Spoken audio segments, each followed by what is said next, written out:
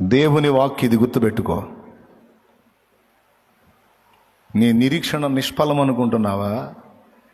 నీ ఎదురు చూపు వ్యర్థం అనుకుంటున్నావా?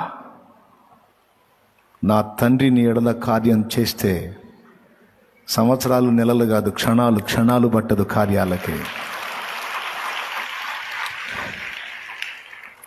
నువ్వు ఉన్న స్థితిలోనే ఉంటాను అనుకుంటున్నావా? నువ్వు పడున్న స్థితిలోనే నిన్ను అక్కడే పడుండనిస్తాడు అనుకున్నావా?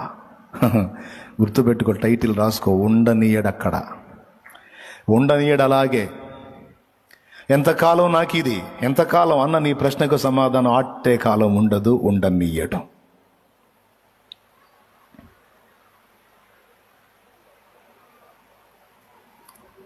ముప్పై 38 సంవత్సరాల జబ్బు రోగంతో పడున్నాడు ఒకడు, ఉండనిచ్చాడు అక్కడే. వాడప్పటికి బహుకాలము నుండి ఆ స్థితిలో ఉన్నాడని ఎరిగి, ఇదిగో నీవు స్వస్థపడగోరుచున్నావా